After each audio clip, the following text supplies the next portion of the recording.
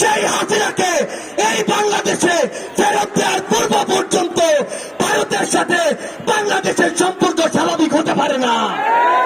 খাতা কলমের সম্পর্ক আর জনগণের সম্পর্ক কোনোদিন এক হতে পারে না।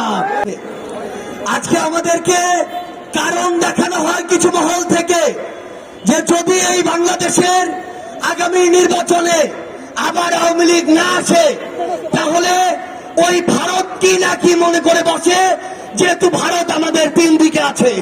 আমরা স্পষ্ট করে এই অভ্যুত্থানের ক্ষেত্রে শাহবাগ থেকে বলতে চাই, ভারতের দিকে আমরা তাকাতে পারি কিন্তু ওই আধিপত্যবাদী ভারতের দিকে আমরা ঘৃণা করে আর তাকাবো না।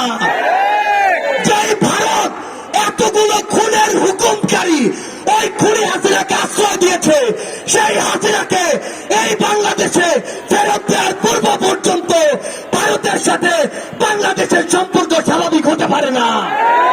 খাতা কলমের সম্পর্ক আর জনগণের সম্পর্ক কোনোদিন এক হতে পারে না। আমরা ভারতকে স্পষ্ট করে একটা কথা বলি, বাংলাদেশের সাথে যদি প্রতিবেশীর সম্পর্ক আগামীতে তারা দেখতে চায় তাহলে যে সকল খুনিকে তারা ওই জায়গায় আরামায়েশের স্থাপনা আবাসন দিয়ে রেখেছে তাদেরকে বাংলাদেশে পাঠাতে হবে এবং বাংলাদেশের মাটিতেই তাদের এই বিচার হতে হবে। আজকে থেকে 10 মাস আগে বাংলাদেশের অধিকাংশ মানুষ তাকিয়ে থাকতো কখন বাংলাদেশকে বিভিন্ন জায়গায় স্যাংশন দেয়া হবে, কখন আমেরিকা হস্তক্ষেপ করবে, কখন হাসিনা মারা যাবে, কখন পরের ইলেকশন আসবে, তারপরে তারা মাঠে নামার প্রস্তুতি নিত।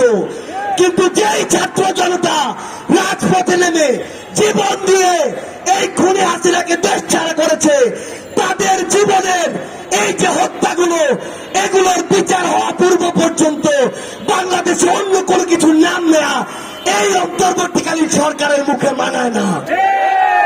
রাজনৈতিক দলগুলো আজকে সময়ের বিবেচনায় প্রতিযোগিতায় নেমেছে, আগে সংস্কার নাকি আগে নির্বাচন।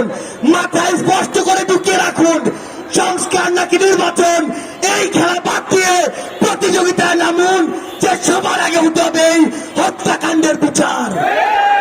যেই তাপস নানক কাদেরদের প্রত্যক্ষ মদদে এই বাংলাদেশে খুনি হাসিনার হুকুমে এবং ভারতের প্রেসক্রিপশনে এই পিলখানা হত্যাকাণ্ড হয়েছে, শাপলায় হত্যাকাণ্ড হয়েছে, জুলাইয়ের হত্যাকাণ্ড হয়েছে, সেই হত্যাকাণ্ডের বিচার হওয়ার পূর্ব পর্যন্ত এই বাংলাদেশে অন্য কোনো কিছু কখনোই প্রাসঙ্গিক হতে পারে না। সকল রাজনৈতিক দলের উদ্দেশ্যে একটি কথাই বলবো, এই যে জেনারেশন, এই জেনারেশনকে ভয় করুন, এই জেনারেশনকে ভয় করুন। যদি এই জেনারেশনের রক্তের উপরে দাঁড়িয়ে ইমোশন নিয়ে খেলার চেষ্টা করেন, এই জেনারেশন সকল ক্ষমতার বিপক্ষে গিয়ে যে কাউকে টেনে হিস্ট্রি নামাতে পারে, কুয়েটের ওই ভিসি তার প্রমাণ। আমরা ইনকিলাব মঞ্চকে ধন্যবাদ জানাই যে তারা সকলকে নিয়ে আজকের এই শহীদ মার্চের আয়োজন করেছে। এই মঞ্চের সকল শহীদ পরিবার, সামনে থাকা সকল আহত যোদ্ধাকে সামনে রেখে একটি কথাই বলি, এই অন্তর্বর্তীকালীন সরকারের সবচেয়ে বড় লেজিটিমেসি হচ্ছে এই শহীদরা, এই শহীদদের হত্যার বিচার করার পূর্ব পর্যন্ত এই অন্তর্বর্তীকালীন সরকার যদি অন্য কোনো কিছুর চিন্তা করে তাহলে তারা তাদের সারা জীবনের এই রক্তের দায়বদ্ধতা কখনো এড়াতে পারবে না। ইনকিলাব জিন্দাবাদ।